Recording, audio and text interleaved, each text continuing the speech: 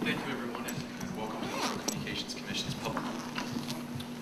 Thank you, everyone, and welcome to the Federal Communications Commission's public hearing on public safety and operability in the 700 megahertz D block proceeding. I first want to thank both the City of New York and especially Mayor Bloomberg for arranging for obviously this majestic place, and also for all of their help and the graciousness in hosting us today to be able to talk about this critical and important issue. And I also do want to thank the Brooklyn Borough for providing us this facility, for all that they've done in trying to facilitate and host us for today's event. All of the commissioners will have some brief opening remarks, and then we'll proceed with the panel. But at this point, I'd like to turn it over to Commissioner Combs for his opening statement. Thank you, Mr. Chairman. Thank you for convening this hearing. Thank you for the priority that you have accorded to public safety, which was long in coming over the years. So I'm glad that you have put it up at the forefront of our deliberations. Thank you to all of our panelists for coming out today, and for our FCC staff for organizing this critically important meeting. I'm here primarily to listen and learn today, because the truth is we still have a steep learning curve ahead of us if we're going to succeed at long last in building that interoperable wireless public safety broadband network. It's no slam dunk we're going to get there, but we're risking the safety of the people if we don't get there, and that safety is always our first obligation as public servants. In this great city, 7 years later and maybe a mile from where the Twin Towers once soared, hopefully none of us needs reminding that our country still faces great dangers. And the sad truth is that none of us who work in the field of communications need much reminding either that our current public safety systems just are not up to the task. For far long, beginning even before 9/11, the FCC gave sorely inadequate attention to the shortfalls in America's public safety communications. Now finally we're getting serious about building the network that we should have built years ago. That's the good news, a commission willing to take this issue on head first. But even though we have the will, do we have the way? And I'm afraid the answer is not yet. There are still very basic unanswered questions, like what purpose is this network supposed to serve? Is it mission critical voice, non-mission critical voice, data, video, a backbone that connects existing voice networks, or a whole new built-from-scratch network that can do it all? What are the construction and operational costs of each option? And how do each of these options impact the financial feasibility of putting together a public-private partnership? Should licenses be regional or national? What is the appropriate build-out level and time frame for deployment? How can the Commission be sure that states and localities across the nation will actually make use of this network if we manage to get it built? In other words, when we build this system, how do we know who will come to use it? How can the Commission be sure that the rules it selects will actually produce a bidder this time around? Those are just a few questions. This list goes on and on and on. We should be farther along in answering these difficult questions than we are. To answer them correctly, however, we need a solid base of engineering and financial analysis, and we don't have that. We're not even close, even though this phase of the process has been underway for several months by now. And I use the term "we" broadly, because government and public safety and our communications companies each have to do better than they have been doing. I'm concerned that the FCC still doesn't have the level of technical and economic data and expertise that we need to sort this all out. There are aspects of this project that are new to the FCC, and we need to build the in-house technology and advisory teams that can deal with them. I am concerned that the public safety community is of many minds, too many, when it comes to approaching this great challenge. And I am concerned that too many of the people involved in this entire process are spending too much time jockeying for position and placing blame, with too little spent doing the hard work of information gathering, analysis, reaching out, compromise, and developing new ideas. I am impugning nobody's good faith. There's a lot of dedication and commitment gathered here in this room today, and I salute that. It's just that the goal here is so daunting, and the level of cooperation required so extraordinary. Our challenge goes miles beyond merely tinkering around the edges of default penalties and reserve prices, though of course we need to address such questions. The goal, if we are to succeed, must be about answering all the hard questions, some of which I mentioned and which have been put off, were put off before the last auction and haven't been really squarely confronted since then. I am still for the public-private partnership, but we must all recognize that with the state of our economy right now, it's going to be even harder to do than it was 6 months ago. I'm still for expeditious auction and action, but only after we get it right. Only after public safety demonstrates what it really requires and explains who and what it brings to the table. Only after the private sector has waded into what works and doesn't and laid out a clear path that holds the probability of attracting a viable commercial partner to build this network. And only after the FCC builds its expertise and exercises leadership we must in order to shepherd this through to success. So yes, I want to get this done. I want to get it done right. I want to get it done soon. But please don't anyone here expect me to be part of settling for less than that, because that's just not going to happen. Maybe today we'll learn we're getting on the right path. I hope so. At a minimum, this hearing will help us take stock of where we are and what we need to be doing differently or better or both. I think this hearing is putting us at a critical juncture. I'm looking forward to hearing what everybody has to say today. I hope we're going to hear not just a repetition of what's been submitted in the record to the FCC, but that we'll actually get some new ideas, because we are a commission in need of some innovation and new ideas. So I look forward to the hearing, and thank you all for taking the time and going to the trouble of being here today. Thank you, Mr. Chairman. Thank you, Commissioner Cobbs. Commissioner Allenstein. Thank you, Mr. Chairman. I'd like to commend you and thank you for holding this hearing on the critical issue before us. I'm very pleased that we're here today with such an impressive array of witnesses. I know how busy you all are and how important the work you do is, so we very much appreciate your being here. We have with us a broad representation of industry, carriers, network providers, and manufacturers, national and local public safety representatives.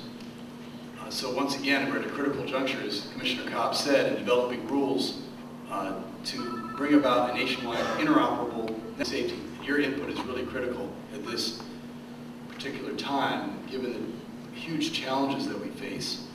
But we have to succeed. There's no choice. This issue is far too pressing, far too important. Our nation's public safety is perhaps the paramount issue for this commission, and I appreciate the attention the chairman has placed on this appropriately. It's critical that we provide the best leadership possible to ensure that communications are fully operational during the most serious events that impact our citizens and their families. Yet here we are 7 years after the terror that occurred from the skies here in New York, in Pennsylvania, and in Washington, D.C. Our country is still without a national interoperable public safety broadband network. Though today I expect to hear differing thoughts on how to implement a national interoperable network for public safety, surely we all agree that our first responders need the best technology and the best communications network possible. This commission finds itself in the position of being the agency that has a key role in improving our disaster preparedness, our network reliability, and communications among first responders. There is a national role here that heretofore hasn't been fulfilled to the degree that it needs to be for interoperability. We can't take lightly this opportunity to realize an interoperable network for public safety, and our responsibility, which is in the very first section of the Act, our charter, which says that it is our job to promote safety of life and property. So we too are a public safety agency ultimately. We're here with the challenge of trying to operate and bring to fruition a public-private partnership with the knowledge that we are ultimately on the side of public safety, and yet at the same time we have to ensure, because we do want to see a public-private partnership succeed, that both sides can be the winners. Otherwise, neither side will win. We won't have a network. So it's a very delicate balance. And we don't have resources with which to offer the private sector in order to do the build-out that's necessary. I certainly would have preferred if the federal government would have stepped up to the plate and paid for this as a federal responsibility, which public safety certainly is. And that's not where we are. So our job here today is to try to find out how can we find that balance? How can we make this work? Broadband infrastructure and broadband networks offer unprecedented opportunities for improving and harmonizing the capabilities of our public safety community. 700 megahertz D-block spectrum has presented a good avenue for this public-private partnership, and it really can work, but only if we get it right. And while our first go-around was, in short, a failure, we have a second opportunity to get it right. We need to learn the right lessons from what happened last time. As we move forward, we've got to keep the priorities of interoperability, network reliability, and service features and economic feasibility in the forefront. We must also lay out the technical specifications and any geographic variances in sufficient detail to ensure potential bidders can make rational decisions regarding bid strategies and financial viability so they can move forward. So as we look to formulating new rules, we need to explore all aspects of proposals intended to help public safety keep pace. As demonstrated in the comments in this proceeding, and as the written testimonies of the panelists here today reveal, there's a multitude of highly complex elements regarding the technical parameters of the public safety network. So a hearing like this is critically needed to bring us the understanding that we need of the technical issues involved. And there's a lot more that we're going to need in terms of technical expertise. And I think we're beefing up our technical expertise internally, which we need to do, because they're extremely difficult issues before us. These elements factor directly into the widely disparate performance and cost variances we've seen. We'll need to work closely with public and potential commercial partners to narrow these issues and create a framework that succeeds. So while I continue to support the public-private partnership, we have our work cut out for us. What if we hold an auction and nobody comes? We have no guarantee that anyone will actually bid on this spectrum. Some speculate that nobody will. In light of this reality, we have to ascertain as much as possible up front to maximize our chances that somebody will bid, that this will succeed. So I look forward to hearing from you today on the benefits and drawbacks of various modifications to the technical service rules we previously adopted. In particular, I'm interested in hearing in more detail about the various proposals submitted in the record regarding alternatives to nationwide licensing, including options for regional licensing or otherwise partitioning license areas in such a way that might attract multiple bidders and still serve the needs of public safety. What are the advantages of building a framework for local build-out via a network of networks approach? And how can we also ensure interoperability in this context? I'd also like to hear from you about the extent to which modifications to the geographic build-out requirements, license term, and service features impact the economic realities of building out the spectrum. What options are available for aggregating other spectrum along with the D-block? And how might that better meet the needs of public safety? How do we better define the role of the Public Safety Trust and its interplay with the commercial entity? I don't have the answers to these questions, but we certainly need to find good answers. We need to hear from you about that. We need to ask these questions about the re-auction. In order to move forward successfully, we'll need to rely on the input of all of you, potential private sector partners, the financial community, as well as public safety. Only with this vital input will we be positioned to best provide detailed guidance on the many elements of the re-auction. So I thank all of you who are here today. We're going to give your input, and those of you who came to witness this important event. I look forward to hearing you. Thank you, Commissioner Aniston. Thank you all so much, all of you all, for being here today, and thank you, Chairman Martin, for holding this timely and relevant hearing concerning public safety communications in the 700 megahertz D block. We couldn't be in a more appropriate setting, as my colleagues have said, as we seek together to establish truly interoperable public safety communications.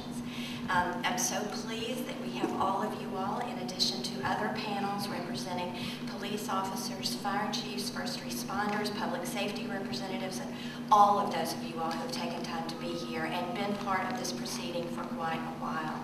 Indeed, this is exactly the kind of conversation that we need to have had and need to have going forward, with a clear knowledge of the unique needs that you all have in order for the Commission to set the appropriate rules, as my colleagues have said. Accordingly, to the extent that we decide to facilitate this public-private partnership or other cooperative efforts between commercial operators and public safety, we must be very clear this time about what will be required of the commercial partners in terms of coverage, reliability, functionality, network hardening, quality of service, and many, many other factors that you all know much more about than we do. Similarly, without a clear knowledge beforehand of the communications capabilities that can and cannot be provided, and at what price, I might add, all of our conversation solves very little. Therefore, I hope that this event will move us forward, taking a major step in identifying the specific needs and how you all can be served. As I observed in May when we adopted the further notice, to the extent that the Commission adopts a public-private to build this nationwide interoperable network, we should also recognize that establishing the specifications is a very complicated process, as we found out. Such a process is regularly handled elsewhere in government at the federal, state, and even municipal level through the use of requests for proposals, RFPs, you all are familiar with. Several commenters, including service providers, as well as local governments, noted the feasibility of an approach based on RFPs. So I look forward to learning how we might incorporate some of that and whether it would better serve your needs. In addition, we need to consider other options. I also want to encourage the discussion of the interoperable communications that have already been established, and I'm so glad that those of you all who have already been successful are here to describe those. We should recognize the efforts of state, local, and private entities to create their own public-private partnerships or otherwise take the steps that they've needed in their particular geographic areas to establish these interoperable communication systems. As a former state official, you all have heard me say that I've worked hard to ensure that the Commission rules work with and not against the best efforts of state and local officials. More recently, I've learned about some of those excellent efforts here. On Monday, I had the distinct honor of visiting the heroes of New York City's police department. Deputy Chief Dowd, who's here, provided me with an informative on-site tour of the interoperable communications capabilities of the city's finest. And I'm pleased that he's here today to share his knowledge and the successes and the challenges of integrating the New York boroughs, police, fire, and emergency services. Their state-of-the-art 911 center is not merely innovative, but it certainly transcends the usual turf issues we all know about by bringing together emergency, fire, and police under one truly visionary and technologically premier wonder.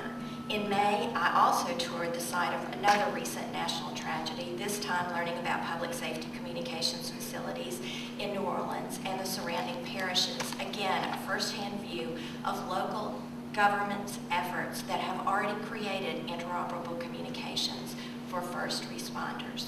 There are lessons to be learned from these real-world examples that can be useful not only to other public safety officials, but also for us. I encourage our panelists to be specific, so I hope you all brought examples like this on how to assist us as we make these important decisions moving forward. What needs to be established in order to ensure an integrated network for public safety? What specific steps should be taken to ensure that the concerns of local governments, some of which have already achieved or will shortly achieve interoperability? Some of those who expressed comments by Charlotte, Houston, Montgomery County, Maryland, the New York City Police Department, Philadelphia, San Francisco, and Washington. We have both a legal, as you have heard, and moral obligation, I believe, to assist public safety providers in developing their communications infrastructure in order to fulfill their critical life-saving missions. Thank you all for your participation here today, for all you do to keep America and our citizens safe, and for your much-needed input as we try to also meet our obligations to the public safety community and ultimately to the American public.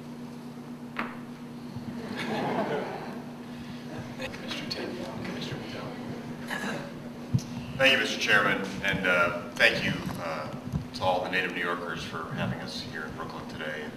It's an incredibly majestic room, and it's a good thing we don't meet here every day or every month, because it might go to our heads after a while. It's incredibly beautiful.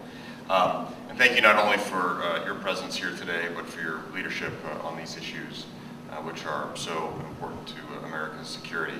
I also want to extend my heartfelt thanks to all of you for your dedicated service to our country. And I hope you will continue to let me know, and all of us know, what I can do and all of us can do to help you as we move forward together to keep our country secure. As you all know, the FCC's Auction 73 raised a record amount of revenue, over $19 billion. The auction also succeeded in reallocating this valuable slice of the airwaves to licensees who will use it to roll out new and exciting wireless broadband services, enriching the lives of all Americans.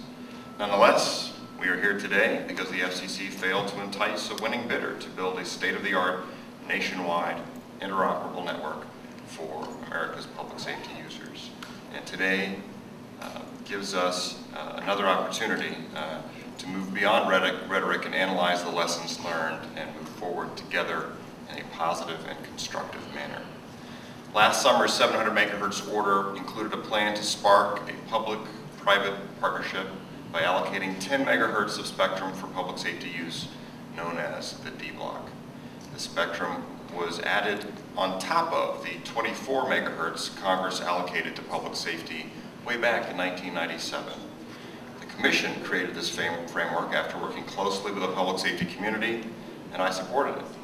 Hopes were high that this additional spectrum would provide an incentive for a private entity to construct a nationwide interoperable broadband network, all discussing since the attacks of September 11th.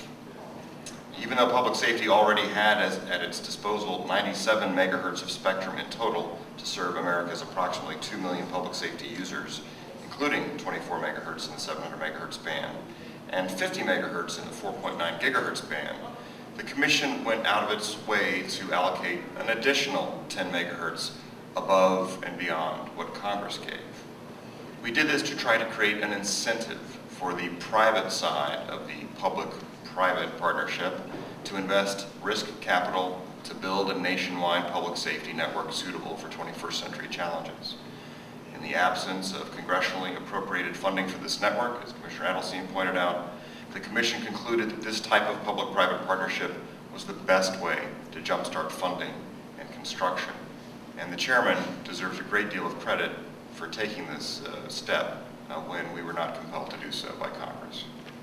I've met with a number of parties this spring and summer. Early critiques of the Commission's efforts reveal that potential bidders were deterred by onerous build-out and service requirements that required the eventual licensee to incur massive costs in an atmosphere of extreme uncertainty regarding how many, if any, public safety entities might actually sign up as paying customers. On the other hand, I'm greatly encouraged by the creative proposals put forward more recently in response to our post-auction request for comment. So, without further ado, ours is an important goal: to equip our first responders with the communications capabilities necessary to best serve the American public in emergency situations. I look forward to gathering additional insights from our distinguished panelists, and I thank you all for being here. And by coordinating closely, I'm sure we will succeed. Thank you. Thank you. I thanked Mayor Bloomberg for all of his efforts before, but I was remiss in not also thanking all of his staff and all the hard work that they've been doing to try to help put this hearing together, and particularly Gene Berardi and all that he's done in trying to help facilitate the Commission's hearing up here.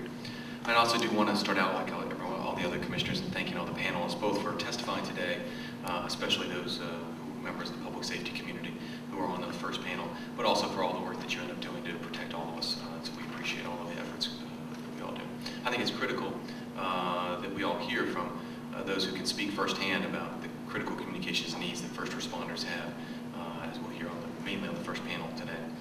And I think hopefully we'll be hearing detailed discussions from a variety of perspectives, including public safety's views on its communication needs, comments on the technologies that are available now and in the future to help meet those needs, and the roles that commercial wireless providers may play in fulfilling the public safety communication challenges that lay before us.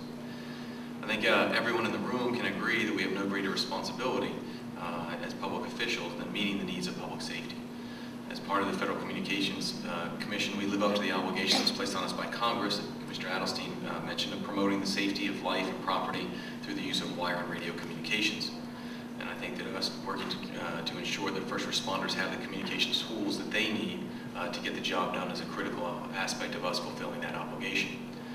And quite simply, during a crisis, public safety officials need to be able to communicate with one another in an instant, and lives are literally dependent upon it. And we're all aware of the problems that were created by the lack of interoperability for public safety communications, both during the 9/11 crisis, during 9/11 and Hurricane Katrina.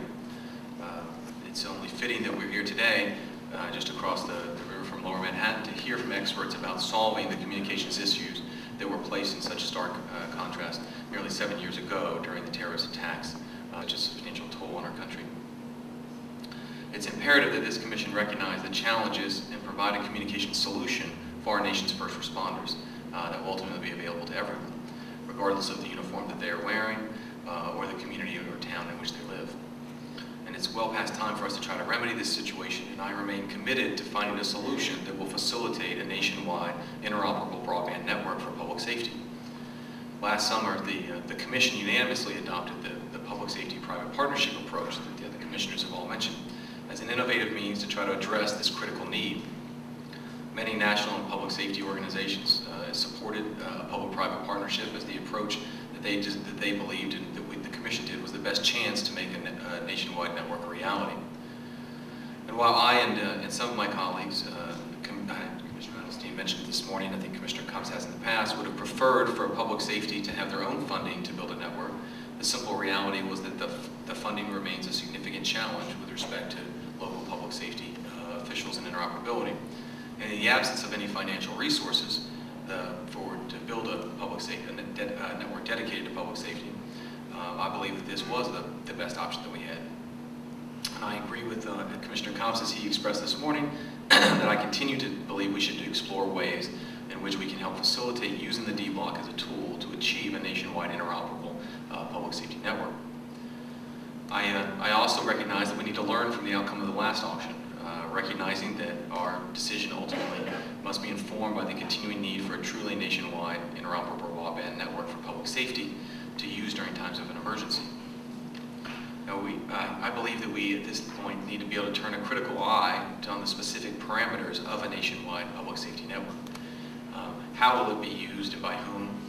What are the ways to ensure the commercial viability of any joint endeavor? And greater certainty do we need to provide to all the parties involved to ensure that this is a viable option? We also need to consider whether the demands that were previously placed on the prospective D block winner were too great, whether the network expectations were reasonable, and whether the rules that we put in place afforded both parties too much flexibility. And I think by the same token, we must balance carefully the need for certainty in order to avoid locking in requirements that may inadvertently deter potential partners from bidding. I hope the hearing today is part of our renewed effort to provide our nation's first responders with the network that they need and the network that they deserve. I hope it will end up enhancing our understanding of the technical and the financial considerations surrounding the effort. We certainly look forward to hearing from all the panelists about all the options that the Commission is considering and what we should end up doing as the appropriate path. And we look forward to hearing from everyone and respecting their different points of view on this. So at this time, we would like to turn to the first panel. Our first witness on the first panel will be Chief Casano, who's from the New York City Fire Department. And if you could begin, that would be great. Thank you. I'm sorry, I should indicate each panel will be given 5 minutes for opening remarks, and then we'll go through questions from the commissioners. Good morning, Chairman Martin and members of the Federal Communications Commission, and welcome to Brooklyn, New York. My name is Salvatore Casano, and I am the Chief of the Department of the New York City Fire Department. I'm pleased to have this opportunity to discuss with you very substantial progress the FDNY has made toward enhancing our interoperability with local, state, regional, and federal partners in the years since September 11th. A critical component of our rebuilding efforts following September 11th was to strengthen and improve the department's communications capacity, looking to make the department completely interoperable with both internally between fire and EMS personnel and externally with the New York City Police Department and numerous other emergency response agencies. The events of September 11th demonstrated this need. As you may know, McKinsey & Company studied the FDNY's response on September 11th and made numerous recommendations designed to increase our preparedness.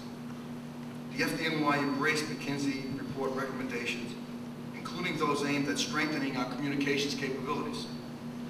Since September 11th, we have repeatedly been asked whether the FDNY is truly interoperable. Can we communicate with NYPD on our radios?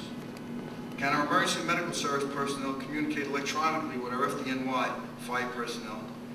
And can EMS communicate electronically with the police? I'm happy to report that in each case, we can. As we'll discuss further in a moment, we can also communicate electronically with the Office of Emergency Management, the Federal Bureau of Investigations, and other federal agencies that might play significant roles in large-scale operations. Before discussing our efforts to improve the department's interoperability, let me discuss briefly our strategy for improving the performance of our handy-talkie radios carried by our fire personnel and creating an integrated system that utilizes multiple components to optimize the radio's performance. Specifically, since 2003, all department personnel have been issued UHF handy-talkie analog radios. The department's radios now have an emergency alert function, many more channels, and use the UHF band, which allows for greater penetration in buildings and allows for interoperability among fire, EMS, and other emergency service agencies, including the NYPD. The radios operate at a higher basic power, 2 watts, and can be boosted to 5 watts on a predefined per-channel basis. In addition, analog radios are generally more efficient during incidents when many firefighters and fire officers are attempting to communicate at the same time over the scene. The analog radios are better able to allow messages to get through without being fully stepped on and muted by other messages. The improved handy-talkie radios are part of a 3-component fire-ground communication system that the FDNY developed since September 11th that has proven to be very effective. To provide increased reliability when handy-talkies are in use in high-rise buildings, the system includes high-powered post radios and battalion car repeaters. Post radios are interoperable, capable of 45-watt radios, which were designed initially for use by incident commanders at the command post. They are light and can be used at any assigned post within a high-rise building. Our new generation vehicle crossband repeaters have proved to be extremely successful in boosting radio signals in high-rise and other complex environments. Having the capability to bring our own enhanced repeater to the fire ground has strengthened our communication enormously. We no longer have to rely entirely on an in-building repeater. Many buildings do not have repeater systems, and those that do may lose the ability to boost radio signals and damage during the very incidents to which we are responding. Because of the effectiveness and strategic input of this package of communications enhancements, the department has deployed 75 post radios throughout the city. We now have 13 battalion car repeaters installed, enough for each battalion who typically respond to a high-rise environment. These enhanced features have substantially improved the communications capabilities of the department, along with our efforts to improve interoperability among all FDNY personnel with local, state, regional, and federal partners. We have an enhanced interoperable radio communication between the FDNY and numerous other agencies through the installation of the ACU 1000 units in the department's 2 field communications units and 2 mobile command vehicles. The ACU 1000 takes disparate radio frequencies in use, either VHF, UHF, 800 megahertz, or cell phones, and patches them together so that personnel on different channels can communicate with another. This allows FDNY chiefs using their radios to patch in to communicate directly with other city personnel, for example OEM and NYPD, and with FBI and other federal agencies. The city has developed redundant capacity for this important new piece of equipment, as both OEM and NYPD also have this unit.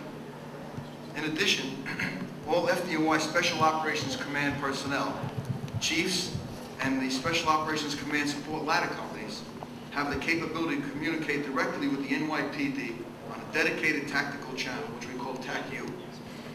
This is a police frequency that we have programmed into our handy-talkies to all of our chiefs and all FDNY units that have hazmat suit capability. Working with key NYPD staff, we have developed operational protocols to effect this interagency communications. The FDNY has also issued approximately 200 dedicated interoperable radios to all FDNY officers from battalion chief level and above. These supplemental radios received through the Department of Information Technology and Telecommunications, DOIT, allow FDNY chiefs to monitor interoperability channels without having to move off FDNY firefighting tactical channels. The department has made important strides in strengthening EMS communications by adding a second citywide EMS channel. This additional EMS channel eliminates the overlapping frequencies between our command and citywide channels, enhancing the capability of EMS command at the scene of multiple incidents, and allows for better utilization of frequency allocation for our EMS chiefs. We have also worked with the NYPD to increase operability between EMS units and the police department. Starting on July 1st, 2008, our EMS units throughout the city received access to NYPD frequencies so that they can directly request police assistance without relaying this message to a centralized dispatcher. Finally, the department has been an active participant with DOIT in its development of new communications dispatch systems. When completed, we will have a more efficient integrated dispatch system for fire, EMS, and NYPD in response to New York City emergencies. Another innovative tool for interoperability communications and information management is our new Fire Department Operations Center, FDOC, located at FDNY headquarters at Metrotech. Built with the most advanced technology available to first responders, the FDOC has greatly enhanced our ability to monitor and manage large-scale or multiple incidents and provides our commanders with resources necessary to facilitate better situational awareness. Uniformed members working in our new FDOC monitor all emergency responses 24 hours a day, 7 days a week. The FDOC brings more accurate information to the fire ground than ever before, while providing the department a remote command post in the event of a major disaster. The FDOC has technological infrastructure to receive live video feeds not only from NYPD helicopters, but also helicopters from local television news stations. FDNY can now send and receive video to and from FDOC and can access live traffic feeds from the city's Department of Transportation. DOIT will discuss more extensively the development of NYC-part, the city's next generation public safety wireless network that DOIT is developing. But I want to highlight the importance of this network to the FDNY. Through NYC-part, the FDNY will be able to establish reliable wireless connectivity between FDOC and our field personnel to transmit on-scene data and full-motion streaming video and provide remote access to operating procedures, maps, and other geographic information. We will greatly enhance our interagency coordination by linking first responder personnel on scene with incident management at remote sites through real-time data and video feeds. Of course, true interoperability requires training, drills, and actual experience. These drills and experiences will ensure that the new interoperability protocols and procedures are familiar to members and are being followed. Regardless of the size and scope of an exercise, the ability to pass current and critical information between FDNY personnel on the fire ground and other operating agencies is vital for a safe and successful operation. Over the last 2 years alone, we have conducted more than 10 major drills to test and evaluate our interoperable communications equipment, including the ACU 1000, which allows personnel on any frequency to hear and communicate with personnel from multiple agencies, including federal agencies, and on up to 10 different frequencies. These drills include one on Rikers Island at the Department of Corrections, a high-rise exercise at AIG's Manhattan headquarters, and drills with MTA at the Long Island Railroad Jamaica Station, and the TBTA, Triborough Bridge and Tunnel Authority, at the Queens Midtown Tunnel. Several more are scheduled for the fall of 2008, including one at the Path Station at the World Trade Center site. We believe that the FDNY has made very substantial progress towards enhancing our preparedness since September 11th, and we continue to work vigorously on our communications capabilities. Thank you for allowing me the opportunity to speak to you today, and I'll be happy to answer any questions that you have. Thank you, Chief Kassan. We'll now hear from Deputy Chief Down, the Commanding Officer for the Communications Division for the New York City Police Department. Good morning, Mr. Chairman, members of the Commission. I'm Deputy Chief Chuck Dowd from the NYPD, Commanding Officer of the Communications Division. On behalf of Commissioner Kelly. And of course, you met the mayor in person this morning. I'd like to thank you for the opportunity to appear before you today to discuss public safety radio interoperability and the role of 700 broadband spectrum can play in enhancing our existing communications capabilities. The NYPD would like to acknowledge first that the Commission's efforts to embrace broadband technology. By clearing sufficient spectrum, the FCC has created an historic opportunity for public safety first responders. The Commission can now encourage the development and use of broadband voice and data networks by permitting regional and local public safety agencies to construct interoperable broadband voice and data networks. Geography, population density, and building construction all vary by regions. As a result, public safety broadband networks standards based on local requirements are far more appropriate than struggling to adapt to a single nationwide standard. Existing regional local public safety broadband networks, such as those in use in Washington, D.C. and New York City, should be allowed to grow and thrive. Local or regional public safety wireless broadband networks can achieve nationwide interoperability by interconnecting their core networks into a network of networks.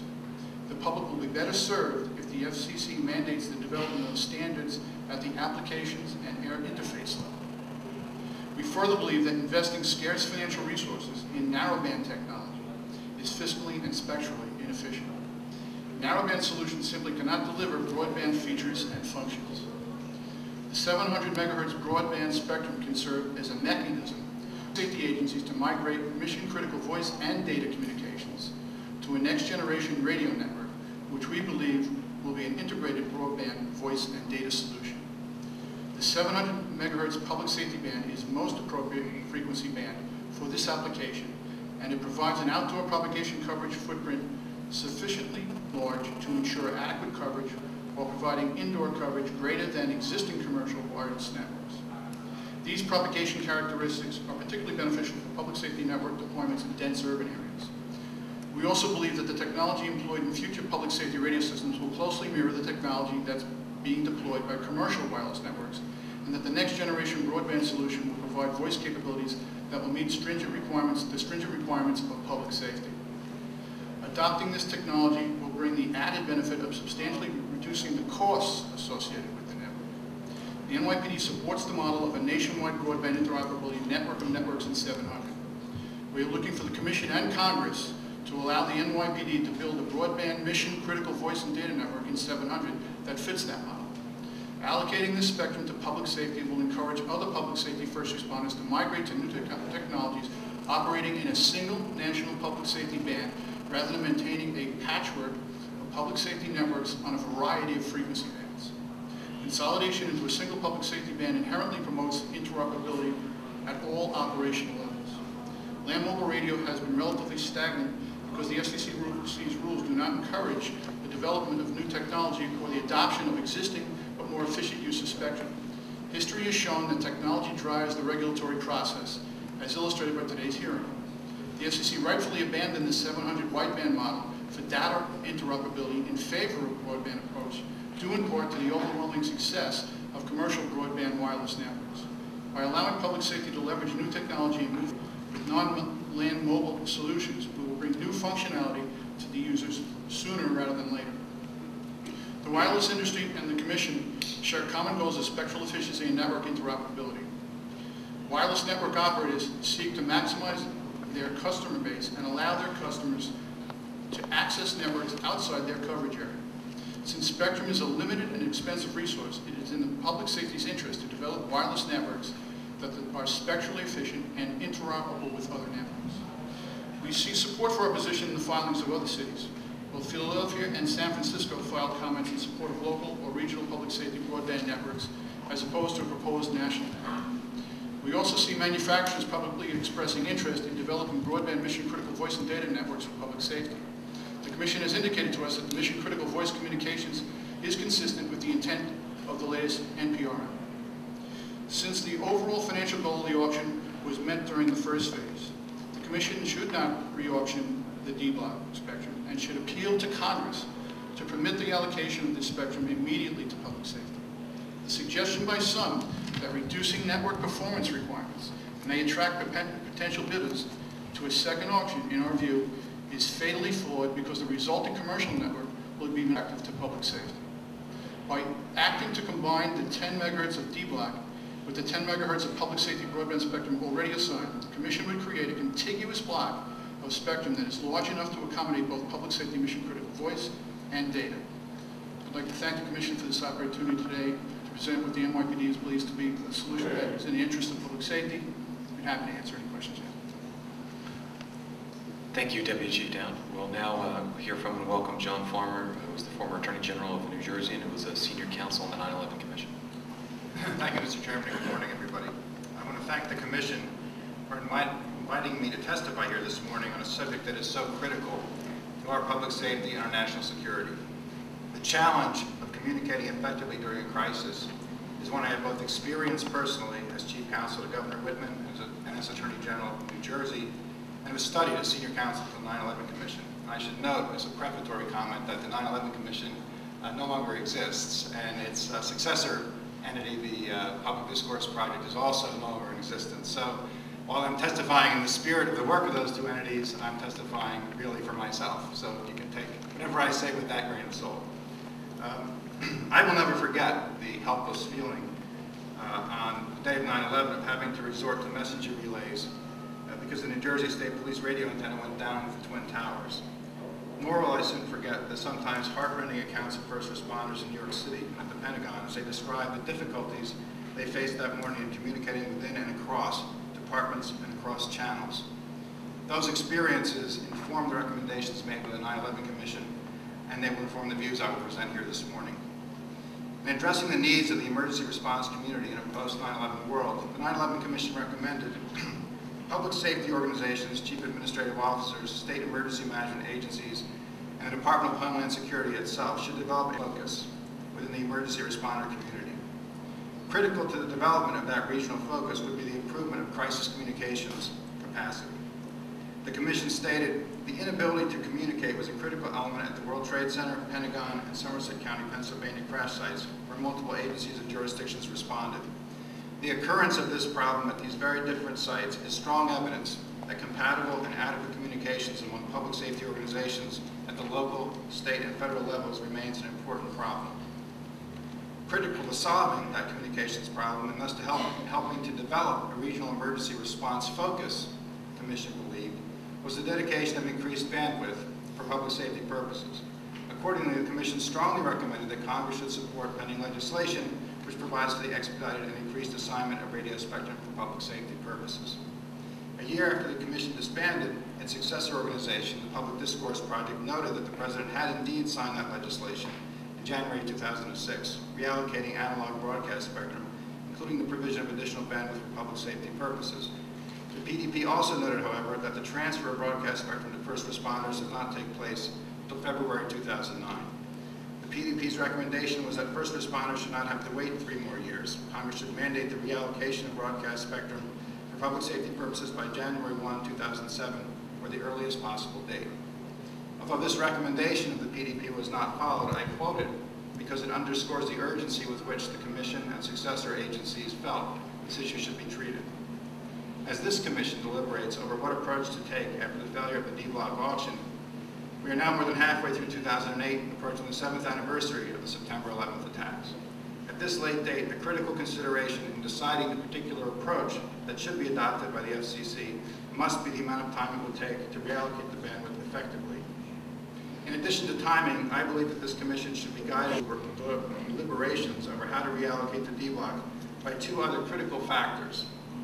First, the way in which emergencies are actually experienced, and second, the progress that has been made on a regional and local basis in addressing interoperability issues. As a nation, the emergencies we have experienced over the past several years have varied widely in source and scope, from natural disasters such as Hurricane Katrina to terrorist attacks such as 9/11. These very different emergencies require differently scaled responses, varying from local departments in individual cities to multi-jurisdictional task forces in multiple states. Incident command structures, first responder deployments, the number of civilians affected, the response times, and virtually every significant facet of the response has varied with each emergency. Our different emergencies have, however, shared a few common elements. As the Commission pointed out, the occurrence of common elements in very different kinds of emergencies allows us to extract some general lessons about how emergencies happen and how they're responded to. Those lessons should guide us in our emergency planning. Emergencies should be planned for not based on consideration of bureaucratic hierarchies, based on how emergencies are actually lived. Decision-making authority should be reposed in those who experience shows us will likely have to make critical decisions. Accordingly, the D-block bandwidth should be allocated and the interoperable communication system should be structured according to what we know is likely to occur during an emergency. When we look at the major emergencies of recent years, principally 9/11 and Katrina, but also hurricanes like Isabel and Floyd and cases like the DC sniper case, three common elements stand out. First, for purposes of responding to them, emergencies are, at least in the first instance, local and regional occurrences before they are national problems. They are, in other words, lived from the bottom up, not from the top down. For this reason, the 9/11 Commission strongly recommended that a regional, as opposed to a primarily national focused emergency planning be adopted. Second, communications between the bottom and the top within departments and across agencies will become strained and unreliable and may fail entirely. Third, because we have tended to plan to respond in a hierarchical top-down manner, when communications fail during an emergency, a disconnect occurs, and people are forced to make decisions that they are neither trained nor otherwise expected to make. These common threads suggest an approach to reallocating bandwidth that builds interoperability from the ground up rather than from the top down. In other words, because emergencies are lived at the local and regional levels in the first instance, it is critical that interoperability be assured at those levels first.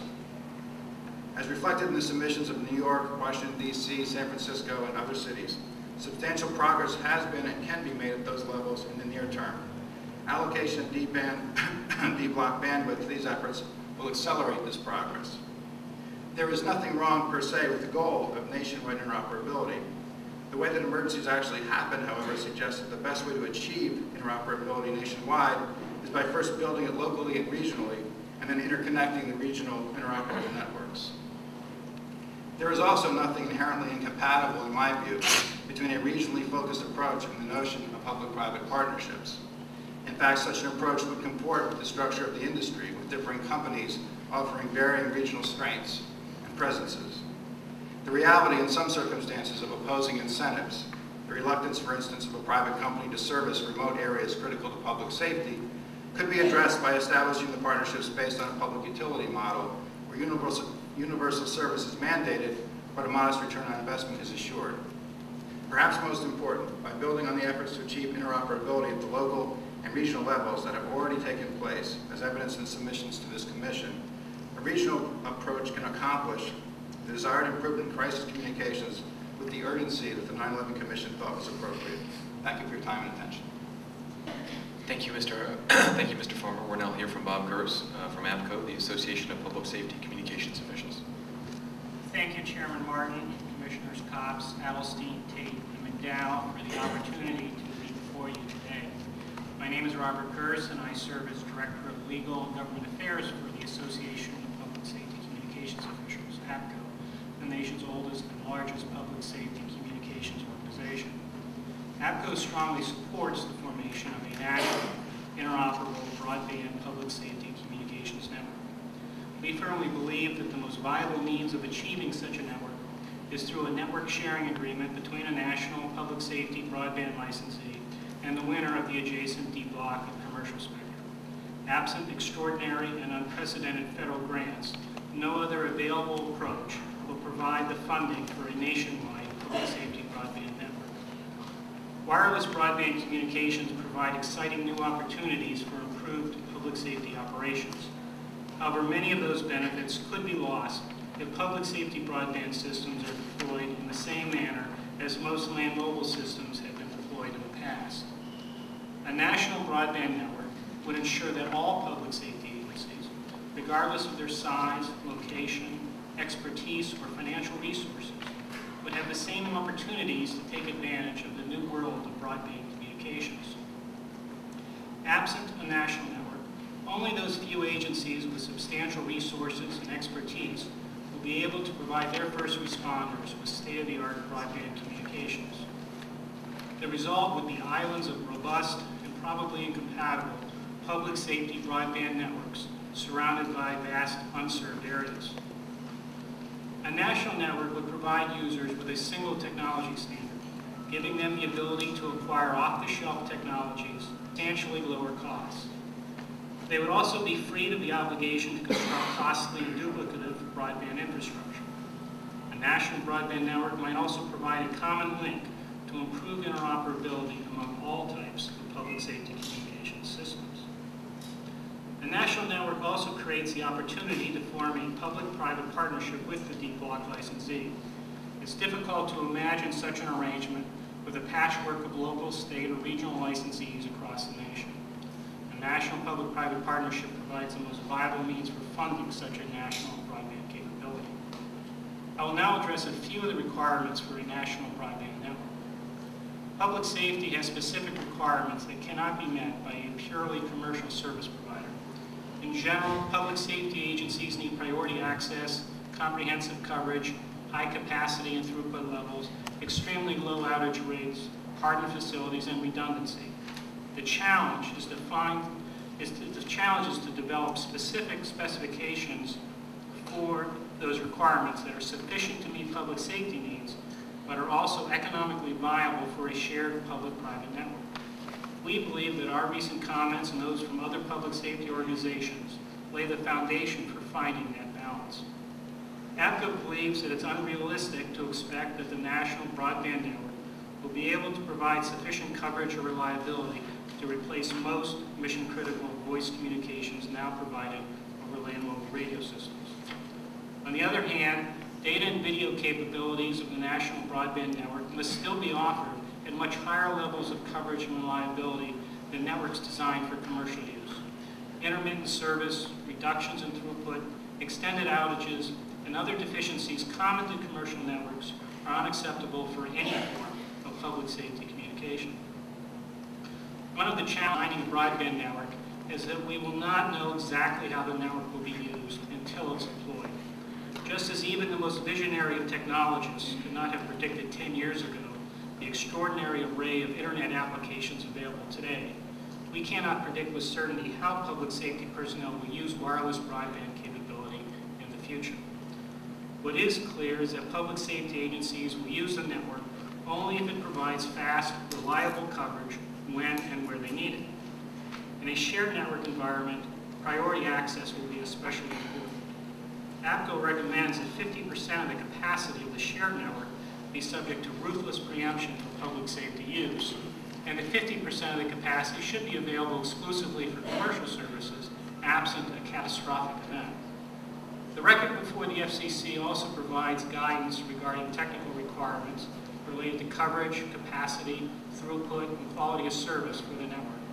APCO recommends that the specifications will need to reflect the exact mix of deployed terminal and application services in use. In the areas of robustness, hardening, system reliability, and availability, APCO recommends a transparent, result-oriented process rather than over-reliance on detailed, arbitrary requirements. Over-specifying how the reliability is achieved can make it difficult to apply creative solutions that offer functionally high levels of reliability using a combination of solutions. These and other important technical matters are addressed in detail in the record, though some issues will certainly need to be resolved as part of a network sharing agreement and in the ongoing relationships between the deep block licensee and the National Public Safety Broadband licensee. In conclusion, APCO congratulates the Commission for its ongoing commitment to address the critical communications requirements of our nation's first responders. Thank you again for the opportunity to appear before you today. Thank you, Mr. Gerst. We'll now hear from Harlan McEwen, who's the chairman of the Public Safety Spectrum Trust Corporation. Thank you. Good morning, and thank you for the opportunity to participate.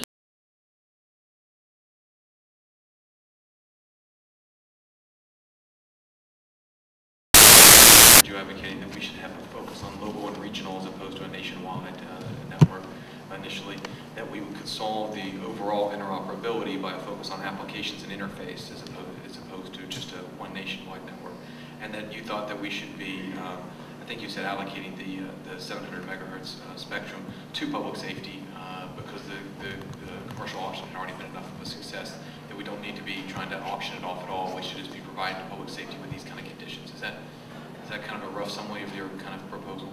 Yes. Okay.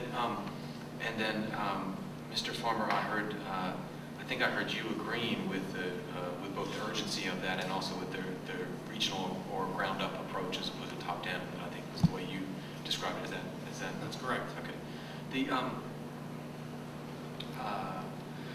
quickly maybe Mr. Gerson and Mr. McEwen could respond. I know you all have talked about indicated we structured it the first time as a nationwide approach to try to solve the interoperability challenges across regions. Would it be, to try to address it from a regional perspective, would it be sufficient as long as we had standardized those interfaces and those applications to make sure that there was interoperability across regions? Would that seem to solve some of it if we had to do it regionally as opposed to nationally? Maybe Bob, you can go first. I think that may address some of the interoperability issues, though linking together two incompatible systems is never as efficient as having truly compatible networks. But I mean, that's one way of addressing, and that's sort of taking the way we address interoperability today in New York, as I explained, we're very successful in doing that, and taking that to the next level. It doesn't really address the issue that I addressed in my comments in terms of getting that out to the vast parts of this country, even large suburban areas, cities that don't have to be New York and Philadelphia and so forth. So I don't think it addresses those issues or the cost issues of trying to build it. So you, just in trying to summarize, what I hear you saying is that it might address the technical interoperability, but it wouldn't address the build out outside of the large region, for the largest cities. Correct. I agree with what Bob has just said, but let me say that I don't really have a serious disagreement with either Mr. Farmer or Mr. Chief Dowd's comments as it relates to the fact that incidents are local. You need to build out at the regional level. The difference is that, from my perspective, if you don't have some kind of leadership, some kind of national governance, so to speak, to make that all happen, it will never happen. History has told us that we have lots of incompatible local systems that get built out with the local requirements without any national consideration. There's a way to bring those two things together, but I don't think you could ignore the fact that there has to be some kind of national leadership and kind of a governance, so to speak. The last question, and I'll let Commissioner Cox's question is then to Mr. Farmer and to Deputy Chief Dowd. Is there then a way to have the two visions compatible with this being potentially either auctioned or provided off on a regional basis, but still have some kind of a nationalized entity trying to set up those applications or interface or technical standards to make sure that they are compatible across different regions? Well, I would say yes, and that's kind of why we have the FCC. I don't agree with the position that the smaller folks get left out of this. Quite to the contrary, I think what happens if historically, if you look at all the spectrum across the country, public safety, everybody's all over the place. If you look at the aviation industry, it's the opposite, because somebody had the vision back then to say, hey, you know what, they're going to have to be able to talk everywhere, because they're flying planes around. You have this block of spectrum now that's available that you can utilize on a nationwide basis to kind of follow that type of model.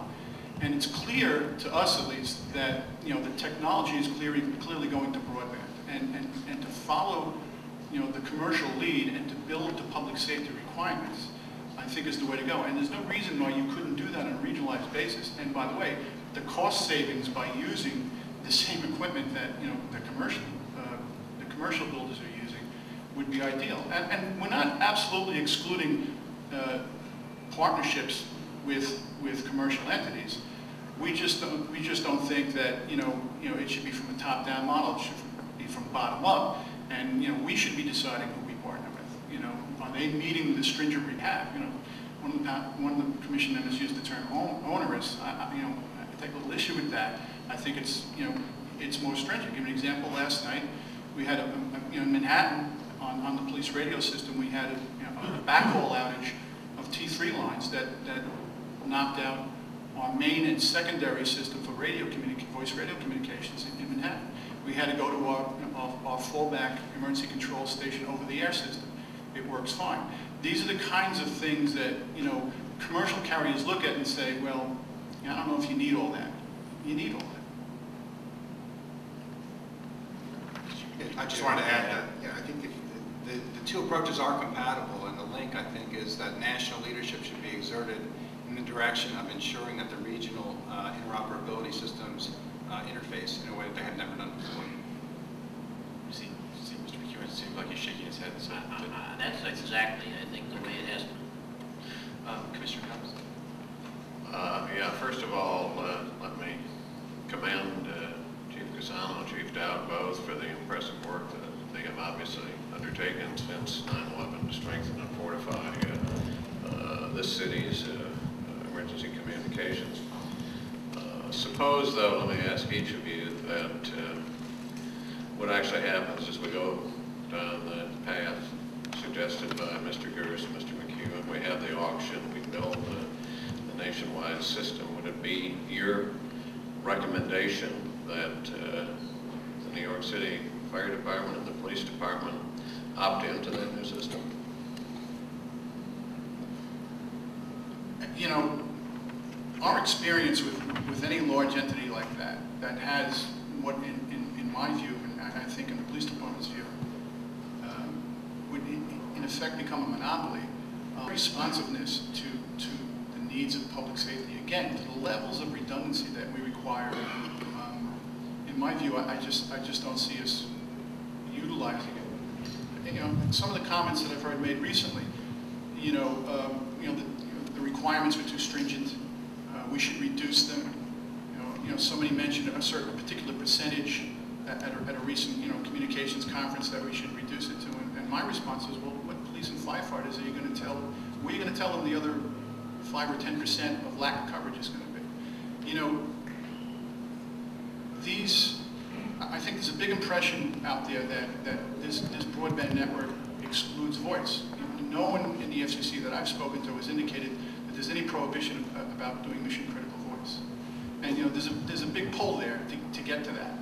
But at the same time, all the other things, and Harlan mentioned a few of them just briefly before, that you're going to need on this system that are going to become as fundamental to first responders as voice has been for decades, are going to be required. So, I don't see any distinction in the difference in the criticality over time between voice and the type of data information that first responders are going to want instantaneously.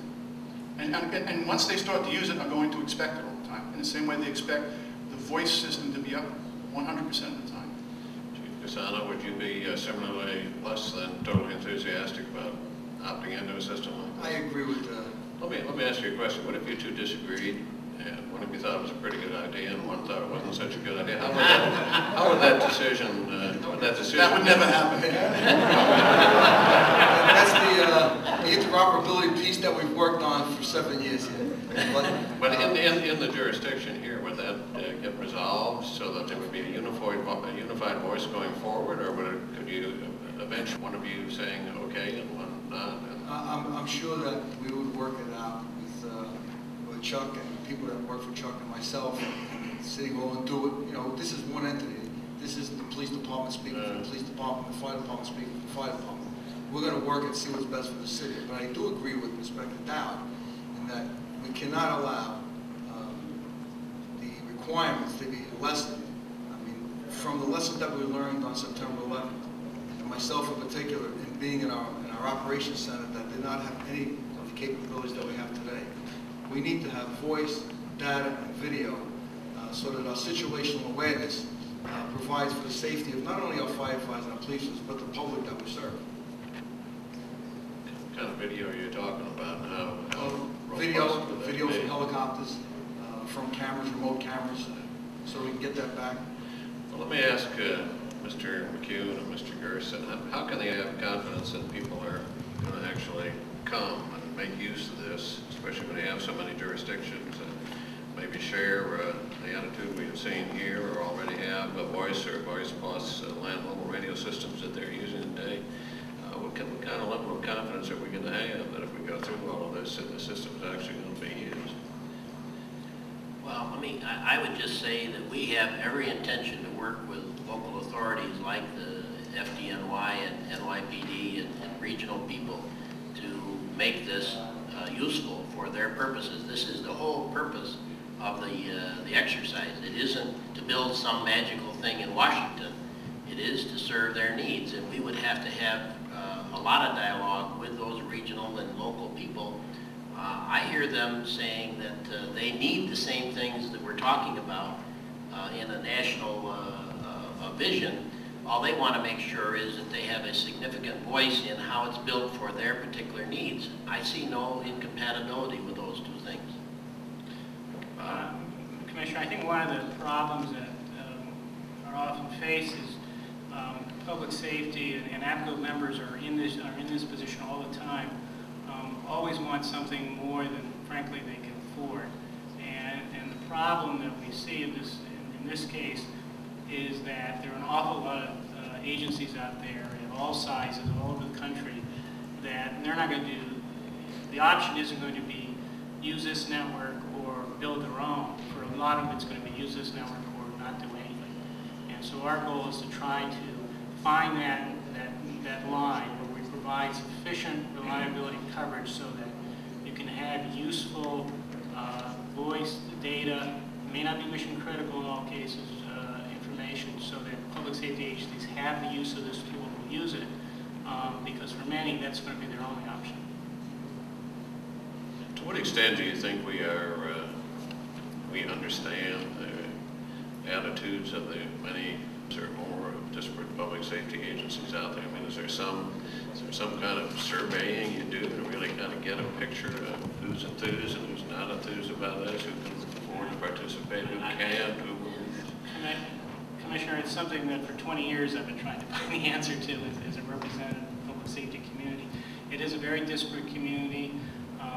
One of the great things about our country is local government, and one of the difficult things about our country is local government. And we have lots of different kinds of public safety providers of all different sizes, city, county, and state, different kinds of resources, and we all do the best we can to come up with an answer that serves as many of those as possible. But if we're looking for a single answer everyone's going to be happy with, I don't think it exists. Do you envision any kind of a role for mandated participation in a system like this, or is that out on the park? I don't think that's either within the jurisdiction of the commission or necessarily a wise idea. I think local governments are going to have to make that choice on their own, but I think it's incumbent upon all of us to make it as attractive as possible to build a network they can use and they can afford, so they'll be able to make that choice. Okay, let me defer to my colleagues. Thank you, Commissioner Allison. I'd like to follow up on the chairman. I think really was mining an interesting vein about the regional versus the national approach. I come from a town in South Dakota, quite different from this one. And there is different world out there in terms of the resources, in terms of the ability to manage this. We happen to have an interoperable statewide network in South Dakota, so they were visionary and they moved forward with it. But for some states it's different. But you've done a fantastic job here. I appreciate your testimony. But here I am, somebody from South Dakota asking somebody from New York, how can you fix the problems in rural areas? But if you do a local or regional level, how do you think that would work for areas that are more sparsely populated, have less ability to deal with the technical and engineering issues with putting up a new network? You know, this was one of the issues that we discussed here in the city because it's an important one. You know, we're New York City, yes, so we have funding, but at the same time, you know, it's the top-down approach and having one entity build this thing that is most troubling about it. You really want to do this, I think, from a bottom-up approach, and that includes those areas. You know, using the type of broadband technology that we're discussing, you know, reuse of this spectrum can happen at very close intervals.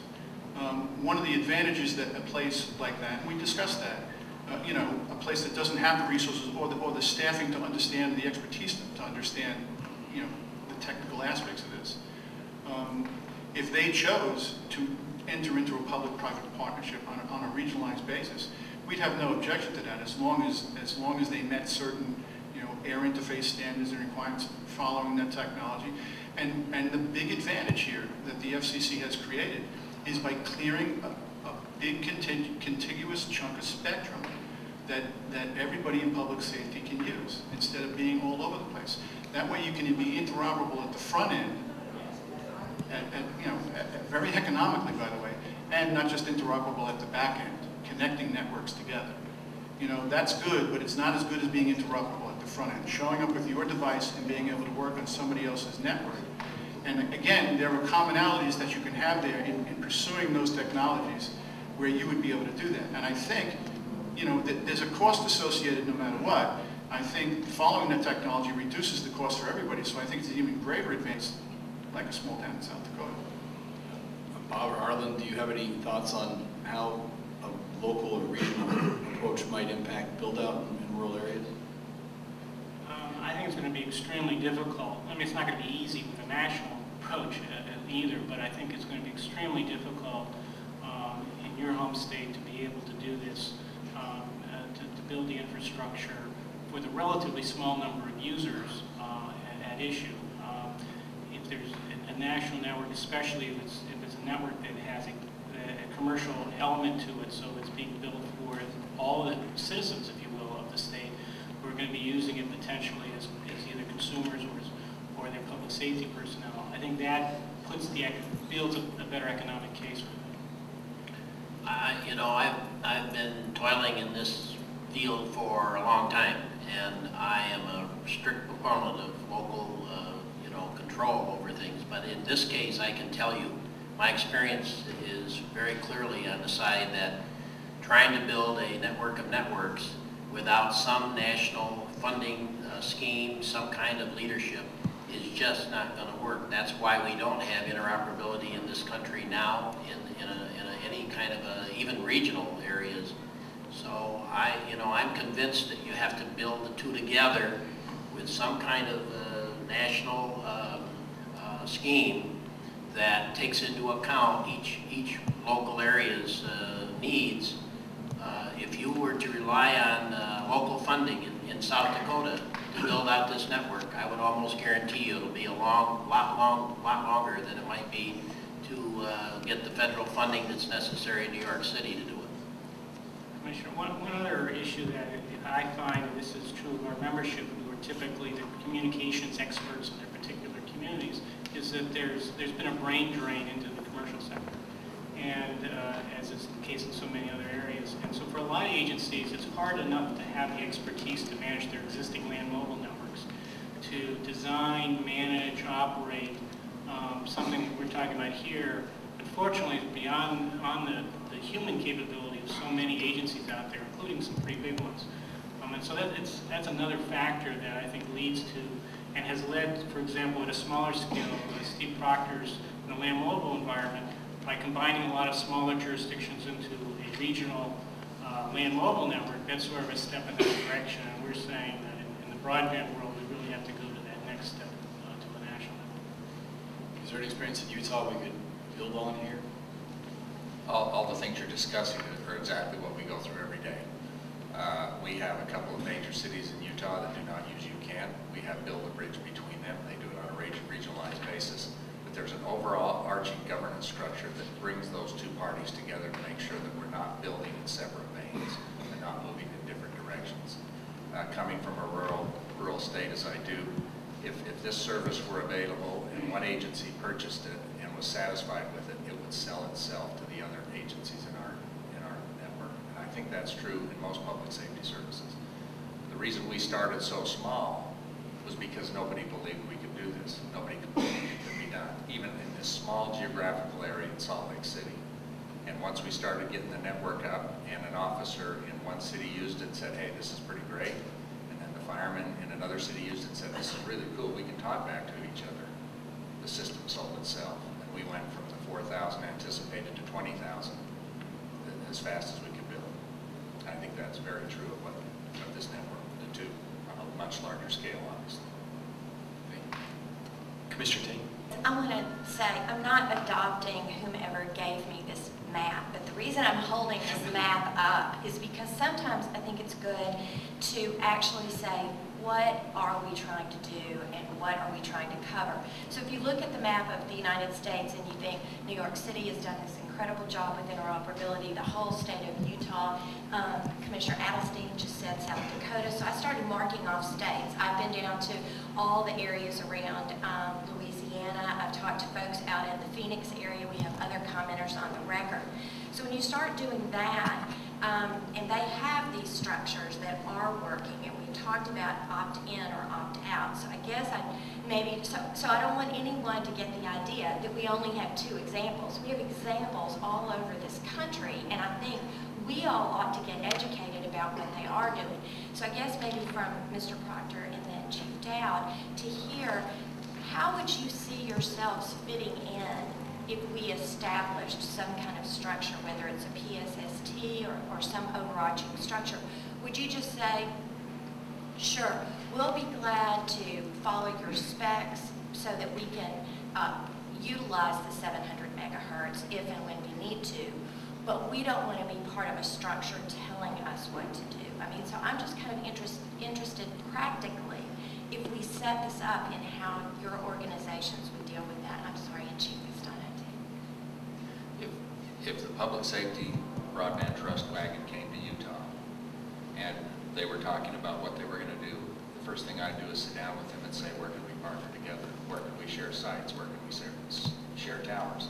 How can we make this as economical as possible to install this network to serve the users we deal with every day? That would be the first thing we do. And I'm sure we could somehow, some way, find common ground to develop the network. I personally believe, because that's what my experience is, that the overarching governance and at least the visionary direction of such a network is really required in order to make it successful. But that would be, for instance, like an MOU between just the 2, your organization. Well, for sure between our organization and the trust, but also I believe that there needs to be, as Harlan and Bob have so eloquently stated, an overarching governance structure to make sure we're all headed in the same direction. We deal with that locally with some of the agencies whose vision isn't the same of ours every day. And the interoperability issues are achievable, yes. Difficult, yes. They detour some of the operational capabilities of the users on the ground. And then a totally different structure, obviously, in New York. How would you perceive either opting in, opting out, or perhaps an MOU of some type with the PSST? I don't know that we would. And, you know, we have some very specific requirements, you know, and the requirements are not, you know, they're not made up over time, you know, by somebody in somebody's head that, you know, this is a good idea.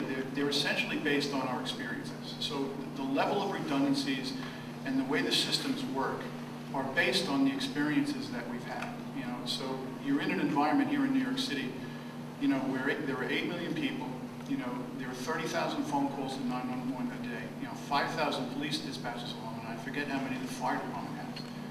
You know, it's based on the experience of the type of incidents we've had, and not only experiences with the failures we've had, but our interactions with vendors. And, you know, a great concern on this is on a national level.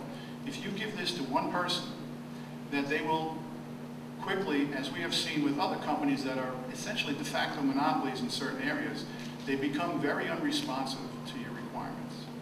You know, that's always a great fear on our part, is that you would be in that type of situation. So again, I'm not saying that you would exclude a public-private partnership. I'm not saying that. I think you want to, from the bottom up, give people that option. You know, New York City may not want to do that. We may decide after building our own network, if we're given that right, that we do want to do some sort of partnership. But I don't want to see that coming from the top down. I think that's clearly a mistake. And I guess, Mr. Farmer, just since you've had such a longevity with this issue, did you all envision a partnership, the way that Utah has developed this, and kind of a board structure, or did you all envision that it would be more the New York PD and New York City type structure? I don't think I think what we envisioned was basically a regional focus, and that would take shape differently in different regions based on the needs in that particular region. But to try to impose sort of a cookie cutter approach and make everybody conform to it was not something that we thought would be appropriate. And that's why we opted to recommend a regional focus for preparedness as opposed to a national one. Thank you. Thank you, Mr. Chairman. I know we're running short on time, so I'll be very brief. It is more of an observation. If anyone wants to comment, feel free. So we have some saying some type of opt-in, maybe some type of opt-out. Some are saying some sort of top-down, but also some bottom-up. The big question for us is where do we make the cut? This is probably a good illustration of where the debate's been for quite some time. As I try to point out in my statement, public safety's had about 97 megahertz of various kinds of spectrum, some long range, some short range type spectrum. Obviously the big hurdles have been funding and coordination. Some areas, my brother's a mayor of a small in California, and well, it's not an issue in his town either, but in some municipalities, the police chiefs and fire chiefs don't talk to each other, work together as well as you all do here in New York City. And that can lead to a lot of discord and problems for us. So the solution just isn't more spectrum, but how to get it funded. I think it's also important for folks to understand, who might be watching, that New York and DC, Washington DC, my hometown region, have their own systems and had special carve-outs and special help since 9/11, which other areas have not had. Obviously South Dakota has been able to do its own thing. Utah's working on its own thing, etc., all on their own. And as Commissioner Tate pointed out, there are other places across the country that are doing their own thing. So we're going to take another shot at it. And again, I think Chairman Martin deserves a great deal of credit because no one's ordering us to do this. Congress has not asked us to do this. Congress, as Commissioner Adelstein pointed out in the hearing last spring, could have and should have allocated some money here for areas that are not as well served. So I think we all need to keep that in perspective. We'll try to make the cut. And I think as either Harlan or Bob said earlier, not everyone's going to be happy. And we're not going to try to make everyone happy. We're going to try to do the best job we can. So thank you all for your input, and we'll see what happens. Say a prayer for us. I think that as we move to the second panel, thank you, Commissioner Mattel. I think one of the things that would be helpful for all the panels here to try to give some further thought to and get back to is exactly how we can have an interplay between their regional approach and still an overarching national approach, and see how those could end up fitting together. I think that does go to a lot of the questions that the commissioners had, and I think it also reflects what there seemed to be some consensus among the panels that there was a way to end up working that out. If you all were able to coordinate it and come back to us with some plans on that, that would help. I think that would help all of us. So maybe I can add to that and try to come back to us. At this point, we'll move to the second panel, and if